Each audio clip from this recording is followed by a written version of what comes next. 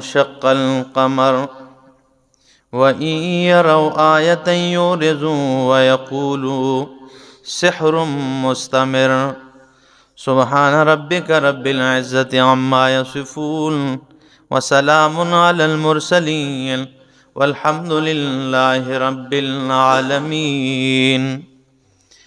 انتہائی معزز سامعین، سورۃ القمر پہلی اور دوسری آیت آپ کے سامنے تلاوت کی، پارہ نمبر 27 میں سے۔ اب یہاں سے سورۃ القمر یہ مکی صورت ہے اور نزول کے اعتبار سے یہ 37 نمبر پہ نازل ہوئی بات سورۃ الطارق کے، اور اسی طرح ترتیب مصحف میں یعنی قرآن کے اس نسخے میں اس کا نمبر 54 ہے، یعنی اس سے پہلے 53 صورتیں ہیں۔ اس کا ربط اور تعلق پہلی صورت کے ساتھ یعنی سورۃ نجم کے ساتھ یہ ہے کہ پہلی صورت کے آخر میں فرمایا ازفت الآزفہ، قریب آ گئی ہے، قریب آنے والی چیز یعنی قیامت قریب آئی ہے۔ تو اس کی ابتدا میں فرمایا صرف قریب ہی نہیں بلکہ اس کی نشانی بھی ظاہر ہو چکی ہے، اور وہ ہے وانشق القمر، چاند کا 2 ٹکڑے ہو جانا۔ اسی طرح پہلی صورت میں مشرکین کے اقسام کا ذکر کیا گیا، تو اب اس صورت میں مشرکین کے انجام کا ذکر کیا جائے گا۔ اور پہلی صورت میں رسالت کا اس بات کیا گیا، تو اس میں منکرین رسالت کا انجام ذکر کیا جائے گا۔ امتیازات اس صورت کہ کن چیزوں میں یہ باقی صورتوں سے ممتاز ہے، تو یہ صورت باقی صورتوں سے ممتاز ہے شق قمر کے واقعے کے ساتھ۔ دعویٰ اس صورت کا اثبات القیامہ اور نفی شرک فی البرکات ہے۔ قیامت کا اثبات اور برکات میں شرک کی نفی ہے کہ برکتیں دینے والا صرف اللہ کی ذات ہے، اللہ کے ساتھ برکتیں دینے میں کوئی شریک نہیں ہے۔ تو کیا فرمایا؟ اقتربت الساعۃ وانشق القمر، اقتربت الساعۃ قریب آ گئی ہے قیامت، وانشق القمر اور چاند 2 ٹکڑے ہو گیا۔ چاند کیا ہو گیا؟ 2 ٹکڑے ہو گیا۔ امام الانبیاء صلی اللہ تعالی علیہ وسلم جبل ابی قبیس پر کھڑے ہیں اور مشرکین مکہ آ جاتے ہیں۔ آپ جبل ابی قبیس یہ ایک پہاڑ ہے وہاں پہ مکہ میں، اور مشرکین کا ایک وفد آ کے کہنے لگے ہم آپ کو ماننے کے لیے تیار ہے، بس شرط اتنی ہے کہ آپ چاند کو اپنے اشارے سے 2 ٹکڑے کر دیجئے۔ جب یہ چاند 2 ٹکڑے ہو جائے گا ہم آپ کی بات ماننے کے لیے تیار ہے۔ ابو جہل اینڈ کمپنی یہ سارے آ گئے۔ تو امام الانبیاء نے آہوزاری شروع فرما دی کہ اے میرے اللہ، اگر ان کا ماننا اور حق کو تسلیم کرنا چاند کو 2 ٹکڑے کرنے ہونے پر موقوف ہے، تو اللہ چاند کے 2 ٹکڑے بنا دے تاکہ یہ حق کو مان جائے، چاند کے ٹکڑے بنا دے۔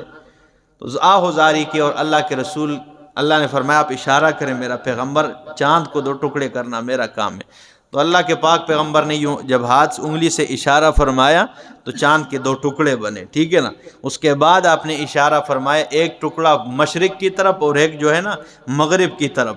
اس کے بعد آپ نے دوسرا اشارہ فرمایا تو چاند کیا ہو گیا؟ آپس میں مل گیا۔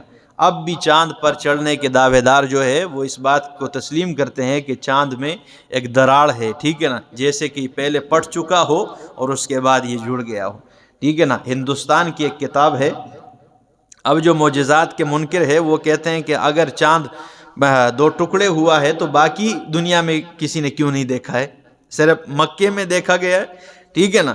تو یہ معجزات کے منکر جو ہیں وہ کہتے ہیں۔ ہندوستان کی ایک کتاب ہے، ٹھیک ہے نا، تاریخ فرشتہ۔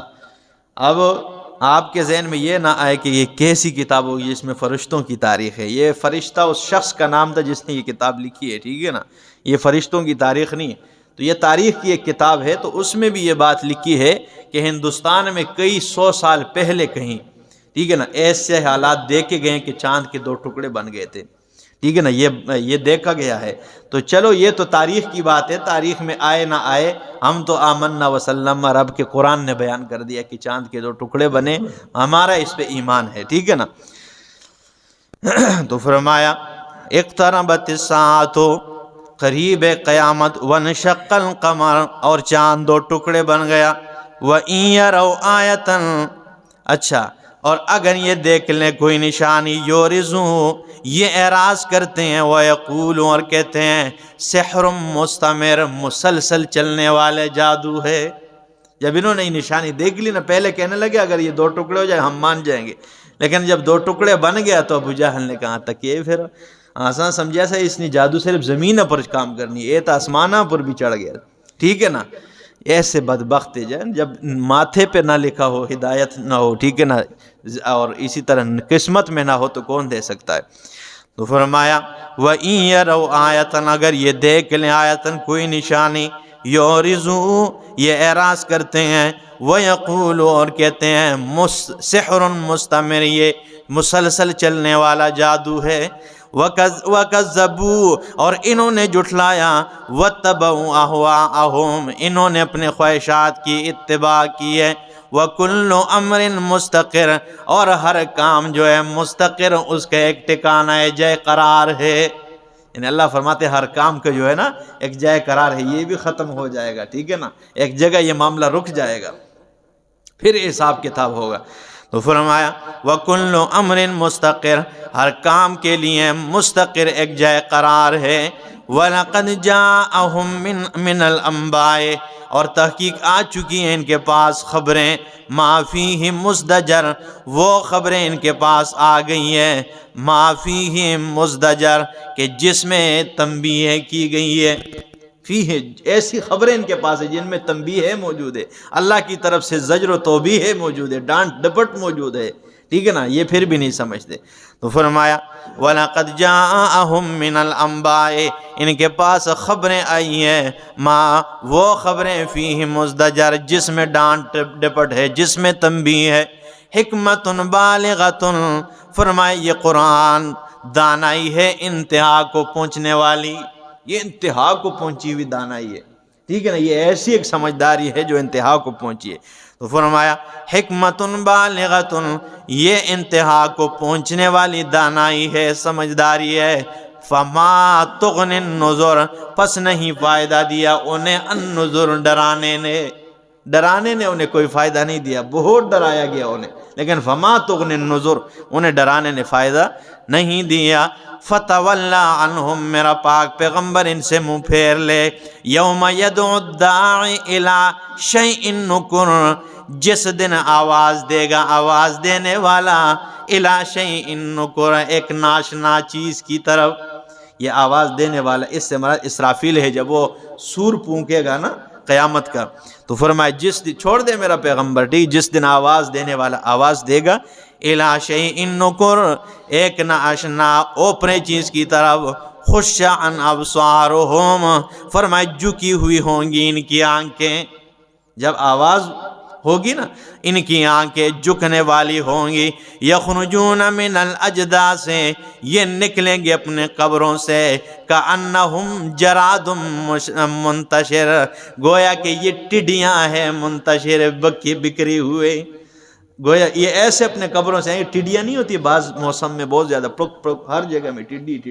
ٹھیک ہے نا، تو فرمایا یہ یخرجون من الاجداث، یہ نکلیں گے اپنے قبروں سے، من الاجداث، اپنے قبروں سے، کأنہم جراد منتشر، گویا کہ یہ بکھری ہوئی ٹھڑیاں ہیں، وہ کتنی زیادہ اس طرح ہوتی ہے نا، یہ ایسے اٹھیں گے، اللہ نے کیسے نقشہ کھینچا دے گا سمجھانے کے لیے، مہطعین الی الداعی، یہ دوڑنے والے ہوں گے الی الداعی، اس آواز دینے والے کے پیچھے، یقول الکافرون، اور کافر کہیں گے، ھذا یوم عسر، یہ بہت مشکل دن ہے، یوم عسر بہت سخت دن ہے، اسرا سے، ٹھیک ہے نا، مشکل، تو کافر کیا کہیں گے، یہ مشکل دن ہے، الہی تو غنی از ہر دو عالم من فقیر، الہی تو غنی از ہر دو عالم من فقیر، روز محشر عذر ہائے من پذیر، اے اللہ تو بادشاہ ہے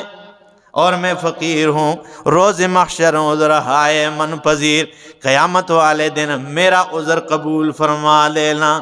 لیکن اگر تمہیں بین حسابم ناگزیر، اگر تو نے میرے ساتھ حساب برا کرنا ہے، از نگاہ مصطفیٰ پنہا بگیر، محمد مصطفیٰ کی آنکھوں سے اوجل ہو کے کر دینا، ان کو پتہ نہ چلے کہ یہ کہیں کرتوت کر کے آیا میرا امتی، ٹھیک ہے نا۔ اگر کرنا ہی اللہ تو ان کی آنکھوں کے سامنے میرا حساب نہ لینا۔ بہت سخت دن ہے۔ تو کافر کہیں گے وَيَقُولُ الْكَافِرُونَ هَذَا يَوْمٌ عَسِرٌ، یہ بہت سخت دن ہے۔ كَذَّبَتْ قَبْلَهُمْ قَوْمُ نُوحٍ، فرمایا اس سے پہلے قوم نوح نے جھٹلایا، فَكَذَّبُوا، انہوں نے جھٹلایا عبدنا ہمارے بندے کو، وقال مجنون، وقالو انہوں نے کہا مجنون، یہ دیوانہ ہے، وزدجر، اور فرمایا اس کو جھڑکا گیا ہے۔ انہوں نے میرے نبی کے بارے میں کہا کہ یہ مجنون ہے، اسے نعوذ باللہ دھتکارا گیا ہے، جھڑکا گیا ہے، ٹھیک ہے نا۔ اللہ اکبر۔ تو فرمایا فدعا ربہ، پس اس نے اپنے رب کو پکارا، حضرت نوح علیہ السلام نے، کہنے لگا انی مغلوب فانتصر، اے میرے ربا میں مغلوب ہو گیا ہوں، فانتصر میری مدد فرما دے۔ بس اس نے اپنے رب کو پکارا، انی مغلوب فانتصر، ففتحنا ابواب السماء، اللہ فرماتے ہم نے کھول دیے آسمان کے دروازے، بماء منہمر، فرمایا ہم نے آسمان کے دروازے کھول دیے، بماء منہمر، پے در پہ برسنے والے بارش کے ساتھ کھول دیے، بماء منہمر، پے در پہ بارش کے ساتھ، جو ہے نا منہمر اس پانی کو کہتے ہیں کہ آپ بالٹی سے ایسے اڑیل دے، ٹھیک ہے نا۔ جب آپ قطرہ قطرہ بہائیں گے نا تو اس پہ اتنا وہ نہیں ہوگا، ٹھیک ہے نا۔ جس طرح بارش آہستہ آہستہ برستی ہے تو زمین کے لیے کتنا فائدہ، لیکن ایک دم وہ پانی آتا رہے تو کبھی کہتے ہیں فلاں جگہ میں جو ہے نا بادل پٹ گیا، سیلاب آ گیا اور فلاں، یہ نقصان تو عذاب آیا نا اس قوم پہ۔ تو اللہ فرماتے ہیں ہم نے ان پہ آسمان کے دروازے کھول دیے۔ نبی نے دعا جو کہ اللہ میری مدد کر دے اب ان کے مقابلے میں، تو فرمایا بماء منہمر، ایک پے در پہ برسنے والے بارش کے ساتھ، وَفَجَّرْنَا الْأَرْضَ، اور جاری کیا ہم نے زمین میں عیوناً چشمے، فَالْتَقَى الْمَاءُ، مل گیا پانی، عَلَىٰ أَمْرٍ، ایک کام پر، قَدْ قُدِرَ، جس کا فیصلہ ہو گیا ہے۔ پانی جو ہے نا جاری کر دیا، ٹھیک ہے نا، جس کا فیصلہ طے ہو گیا۔ وَحَمَلْنَاهُ عَلَىٰ ذَاتِ أَلْوَاحٍ وَدُسُرٍ، اور اس نبی کو ہم نے، حضرت نوح علیہ السلام کو ہم نے سوار کر دیا، عَلَىٰ ذَاتِ أَلْوَاحٍ وَدُسُرٍ، یعنی تختیوں والے اور میخوں والی کشتی میں سوار کیا ہے۔ قرآن کے الفاظ کی جاجرم خوبصورتی دے گئے، یعنی کشتی میں ہوتی دو چیزیں، تختے اور میخ، تو قرآن نے بھی ان دو چیزوں کا ذکر کیا کہ اس رسول کو ہم نے کس میں سوار کیا، عَلَىٰ ذَاتِ أَلْوَاحٍ، تختیوں والی چیز میں، وَدُسُرٍ، اور میخوں والی میں، تختی اور اوپر میخ ٹوکتے ہیں نا، تو کشتی میں سوار کیا۔ تَجْرِي بِأَعْيُنِنَا، چلتی تھی ہماری آنکھوں کے سامنے، جزاءً لمن کان کفر، بدلے کے لیے اس شخص کا بدلہ، من کان کفر، جس کا انکار کیا گیا ہے، اس شخص کا بدلہ تھا یہ کہ جس کا انکار کیا ہے، ٹھیک ہے نا۔ اتنا مشکل معنی ہے ان الفاظ کے، ٹھیک ہے نا۔ تو فرمایا جزاءً لمن کان کفر، بدلنے کے لیے، لمن کان، اس شخص کے لیے، کفر، جس کا انکار کیا گیا ہے۔ وَلَقَدْ تَرَكْنَاهَا آیَةً، اور ہم نے چھوڑا ہے اس کو، آیَةً، نشانی، عبرت کا نشان، فَهَلْ مِن مُدَّكِرٍ، آیا ہے کوئی نصیحت حاصل کرنے والا، فَكَيْفَ كَانَ عَذَابِي وَنُذُرِ، پس کس طرح ہوا میرا عذاب و نذر، اور میرا ڈرانا۔ وَلَقَدْ يَسَّرْنَا الْقُرْآنَ لِلذِّكْرِ، اور البتہ تحقیق ہم نے آسان کر دیا ہے اس قرآن کو نصیحت کے لیے۔ آج کل لوگ کہتے ہیں وہ جی قرآن بڑیاں گلان ہے، یہ مشکل ہے، ٹھیک ہے نا، یہ تو سب پڑھ گئے نا، ٹھیک ہے نا، وہ علماء سمجھ لیں، ٹھیک ہے نا۔ اس لیے علماء کو، عوام کو کیا کرتے ہیں، دھوکے بازی کے ساتھ قرآن سے دور کرتے ہیں کہ یہ تو علماء کی کتاب ہے، یہ تو آپ کی ہے نا، آپ کو کیا اس کی سمجھ ہے، یہ ایک ایسا فتنہ ہے، ٹھیک ہے نا۔ تو آپ کو اس وجہ سے دور کریں گے قرآن سے کہ وہ علماء سمجھتے ہیں۔ اللہ فرماتے ہیں وَلَقَدْ يَسَّرْنَا الْقُرْآنَ، ہم نے آسان بنایا ہے قرآن کو، لِلذِّکْرِ، نصیحت کے لیے، فَهَلْ مِن مُدَّکِرٍ، آیا تم میں کوئی نصیحت حاصل کرنے والا ہے کہ نہیں؟ وہ نصیحت حاصل کرنے والا تو ہو نا، تڑپ تو کوئی دل میں پیدا کرے۔ قرآن آسان ہے یار، ٹھیک ہے نا، قرآن جو کہتا ہے۔ تو فرمایا اللہ کذبت عاد، اور جھٹلایا قوم عاد نے، فکیف کان عذابی و نذر، پس کس طرح ہوا میرا عذاب اور ڈرانا۔ انا ارسلنا علیہم ریحا، بے شک ہم نے بھیجا ان پر ریحا صرصرا، تیز ہوا، فی یوم نخس مستمر، اللہ فرماتے اس مسلسل نحوست والے دن میں ہوا بھیج دی، مسلسل نحوست والے دن میں کیا کر دی؟ ہوا بھیج دی۔ فکیف، اچھا، تنزع الناس، جو اکھیڑ رہی تھی لوگوں کو، کأنہم اعجاز نخل منقعر، گویا کہ وہ، اللہ فرماتے ہیں، اکھیڑتی تھی لوگوں کو، کأنہم اعجاز نخل منقعر، گویا کہ وہ تنے ہیں کھجوروں کے کھوکھلے، اکھیڑے ہوئے کھجوروں کے تنے، اکھڑے ہوئے کھجوروں کے وہ تنے۔ قوم عاد کا ذکر ہو رہا ہے نا، تو اتنے لمبے قد والے تھے کہ قرآن میں الفاظ کہتے تھے من اشدنا، ہم سے سخت اور طاقتور کون ہے، ٹھیک ہے نا، قوتاً، قوت میں اور طاقت میں ہم سے سخت، پہاڑوں میں پتھروں میں مکانات تراشتے تھے، آج بھی نشانات موجود ہیں، لیکن اللہ کا جب عذاب آیا تو اس کے سامنے ٹک سکے؟ اللہ فرماتے ایسے پڑے تھے جیسے کھجور کے کوکلے درخت پڑے ہوتے۔ یہ کھجور کے درختوں کے ساتھ تشبیہ کیوں دی گئی ہے؟ ان کے قد اتنے لمبے تھے، کھجور کا درخت کتنا لمبا ہوتا ہے، ٹھیک ہے نا، ایسے پھر پڑے تھے، ہاں ٹھیک ہے نا، نہ سانس نہ سونگ نہ کچھ نہ کچھ، ٹھیک ہے نا، اللہ کے عذاب کے سامنے کیا رہ سکتا ہے؟ تو فرمایا کأنہم اعجاز نخل منقعر، فکیف کان عذابی ونذر، پس کس طرح ہوا میرا عذاب اور ڈرانا۔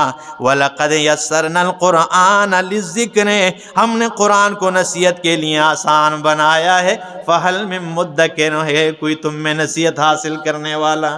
ہے کوئی نصیحت حاصل کرنے والا؟ اگر ہے تو قرآن کو میں نے بہت آسان بنایا ہے۔ اللہ پاک عمل کی اور سمجھنے کی توفیق عطا فرمائے۔